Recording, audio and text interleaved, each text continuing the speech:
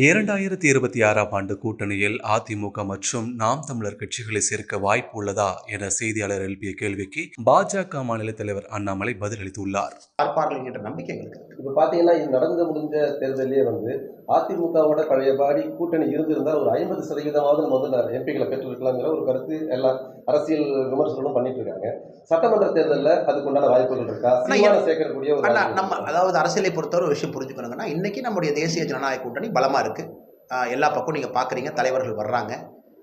விக்கிரவாண்டி இடைத்தேர்தலில் பார்த்தீங்க, எல்லா தலைவர்களும் ஒரே மேடையில் பார்த்தீங்க. இதே நம்ம திருச்சியில் பார்த்தீங்க, எல்லா தலைவர்களும் ஒரே மேடையில் பார்த்தீங்க. ஸோ இப்போதைக்கு எல்லா தலைவர்களும் இணக்கமாக நேர்கோட்டு பயணத்தில் தேசிய ஜனநாயக கூட்டணி அற்புதமாக சென்று கொண்டிருக்கிறது.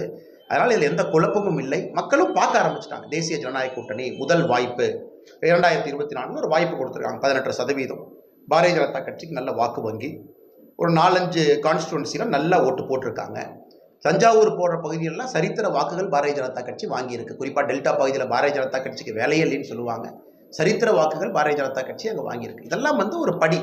அடுத்து இங்கே இருக்கக்கூடிய எங்கள் சகோதர சகோதரிகள் தான் கடுமையாக உழைத்தவர்கள் இருக்கிறாங்க.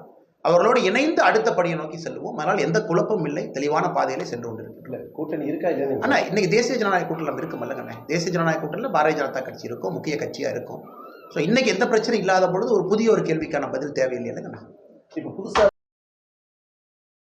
செய்திகளை உள்ளது உள்ளபடி தெரிந்து கொள்ள ரெஃப்ளெக்ட் நியூஸை சப்ஸ்கிரைப் பண்ணுங்க.